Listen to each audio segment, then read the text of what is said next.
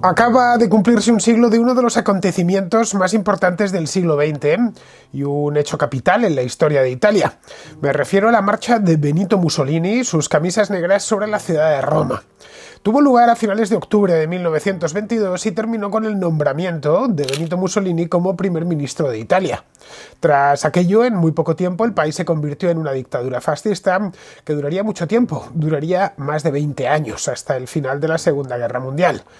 El fascismo italiano sirvió además como modelo en muchas cosas para el nacionalsocialismo alemán y para otros partidos de ideología similar por toda Europa. De ahí su importancia. Con Mussolini empezó todo y Mussolini llegó donde llegó gracias a la exitosa marcha sobre Roma de 1922. Veamos cómo fue posible aquello. 3 años y medio antes, en marzo de 1919, Benito Mussolini, un periodista expulsado del Partido Socialista que se había alistado como voluntario para ir a la guerra, fundó en Milán los llamados Fasci Italiani di Combattimento, es decir, fasces italianas de combate. Era un grupo pequeño de veteranos de guerra ferozmente nacionalistas, al que nadie en aquel momento dio demasiada importancia. La Italia de 1919 estaba muy convulsa, acababa de finalizar la Guerra Mundial. Italia había ganado esa guerra por figurar entre las potencias aliadas, pero eso no le libró de padecer una profunda crisis económica en la posguerra y tampoco le libró de la influencia de la revolución bolchevique de 1917, que en aquel entonces estaba muy cercana. Los fascistas decían situarse entre medias y presumían de haber superado la brecha entre las clases sociales. No estaban ni a favor de los comunistas ni a favor de los liberales, que trataban de reencauzar el país por la senda de la monarquía parlamentaria, anterior a la Primera Guerra Mundial. A aquellos años de la inmediata posguerra se los conoce en Italia como el Bienio Rojo, porque hubo numerosas huelgas, manifestaciones por doquier y ocupaciones de fábricas y de tierras de cultivo por parte de obreros y de campesinos. El Estado liberal trató de resolver aquello aplicando la ley, pero era un Estado agotado. Estaba exhausto por la guerra, que además de eso atravesaba una crisis de credibilidad. Nadie en aquel momento daba una lira por la Italia liberal, nacida décadas antes, con la unificación. A muchos la daban ya por completamente periclitada. Esa debilidad fue la que aprovecharon los fascistas en su beneficio, atrayendo a propietarios agrícolas y a dueños de fábricas que temían una revolución como la que había estallado en Rusia unos años antes. Los fascistas eran resolutivos y muy violentos. Se organizaban en batallones uniformados que se enfrentaban a los huelguistas y a los revolucionarios, haciendo lo que el gobierno o no quería o no podía hacer. Desde su fundación, Mussolini había conformado a sus huestes, a sus escuadristas, como milicias, a las que denominaba escuadras, y sus miembros eran conocidos así, escuadristi o escuadristas. Iban vestidos de negro riguroso y en estas escuadras imperaba la más estricta disciplina, porque a menudo estaban formadas por veteranos de guerra que conocían muy de cerca la organización y las formas militares, conocían el ejército por dentro y sabían cómo se organizaba. Eran muy efectivos. En agosto de 1920, por ejemplo, ellos solos fueron capaces de acabar con la huelga que habían declarado los trabajadores de la fábrica milanesa de Alfa Romeo. Meses más tarde, su actividad ya se extendía por todo el norte de Italia, por todo el norte industrial de Italia, que es donde estaba la mayor parte de la población y desde luego el grueso del Producto Interior Bruto de la Italia de la época. Pero el socialismo era fuerte. Era realmente fuerte, especialmente en las urnas. Los socialistas italianos tenían una historia ya mucho más larga, desde luego, que la de los fascistas y estaban muy bien organizados. En las elecciones municipales del año 1920 ganaron los partidos socialistas, algo que se interpretó como la antesala de que llegasen al gobierno. Entonces, a partir de ese punto se produciría la revolución. Eso empujó a los liberales a aliarse, a liberales y conservadores italianos a aliarse con los fascistas, cuya militancia no hacía más que crecer. En las elecciones generales, que para la Cámara de Diputados, para el Parlamento, del año 1921, concurrieron juntos a las elecciones, y eso permitió que los fascistas se hiciesen con 37 escaños en el Parlamento, con Benito Mussolini a su cabeza. No era mucho, esa es la verdad, tan solo el 7% de los diputados. La Cámara de Diputados de Italia tenía entonces 535 escaños, pero la intención de Mussolini no era ser la muleta de liberales y conservadores. Poco después les retiró el apoyo y estos llegaron a un acuerdo con los socialistas. El primer ministro de Italia, en aquel momento, un tipo muy conocido, Giovanni Giolitti, trató entonces de disolver a los camisas negras, a los que consideraba ya una amenaza, pero fracasó. Tuvo que dimitir y en su lugar fue elegido Ivanoe Bonomi, un socialista de la línea moderada. Tras aquello, Mussolini decidió dar un paso más, convirtiendo a los Fasci di Combattimento en un partido, el Partido Nacional Fascista, que contaba ya con más de 300.000 militantes en todo el país. Bonomi no duró mucho, le sucedió el liberal Luigi Facta, que trató infructuosamente de llegar a un acuerdo con las distintas fuerzas políticas para otorgar estabilidad al país. Durante los meses siguientes sucedió exactamente lo contrario. La inestabilidad fue la tónica. En agosto de 1922, los socialistas convocaron una huelga general en toda Italia. Mussolini aseguró que serían los propios fascistas quienes acabarían con esa huelga si el gobierno no intervenía de inmediato para detenerla. Eso le permitió posicionar al partido fascista ante los italianos pues como el único defensor de la ley y el orden.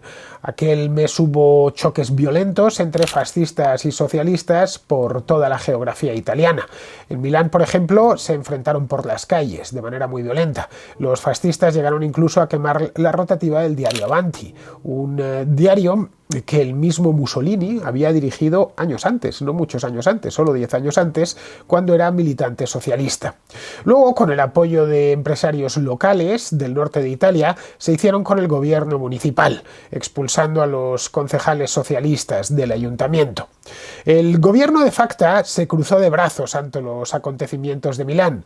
Fue entonces cuando Mussolini empezó a acariciar la idea de dar el golpe de gracia al Estado liberal, marchando con sus escuadristas sobre Roma.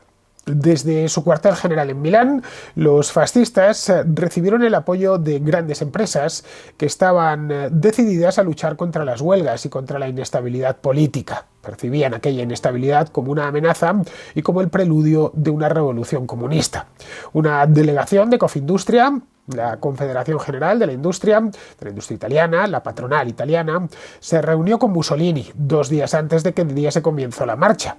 Esa misma semana, Mussolini preguntó al embajador estadounidense en Italia, un tipo llamado Richard Washburn Child, si el gobierno de los Estados Unidos se opondría a que los fascistas entrasen en el gobierno italiano. Child le respondió que no, que la administración de Warren Harding no pondría objeción alguna a ello. En este punto, Mussolini se envalentonó y tan solo necesitaba una excusa que no tardó en presentarse. En octubre, el primer ministro Luigi Facta encargó al poeta nacionalista Gabriele D'Annunzio que organizase una gran manifestación de tipo patriótico para el 4 de noviembre de 1922, una manifestación en la que se conmemorase el 4º aniversario de la victoria italiana en la Primera Guerra Mundial, la guerra que Italia había librado contra austríacos y contra alemanes. Esa era la señal que Mussolini estaba esperando. Decidió entonces pasar a la acción y marchar sobre la capital. Para ir calentando el ambiente, el 24 de octubre de 1922, Mussolini pronunció un discurso ante 60.000 militantes fascistas en la ciudad de Nápoles, en el sur de Italia, en el que dijo lo siguiente: «Nuestro programa es simple. Queremos gobernar Italia». Al día siguiente, los cabecillas del partido, llamados pomposamente con el título romano de Quadrumviri, estos 4 eran Emilio de Bono, Italo Balbo, Michele Bianchi y Cesare Maria de Vecchi, fueron designados por Mussolini como comandantes de la marcha. Él, entre tanto, se fue a Milán. No quiso participar en esta marcha, aunque a pesar de que la había ideado él, aunque sí permitió, eso sí, que le tomasen fotografías marchando junto a los escuadristas. Son fotografías que han llegado hasta nuestros días.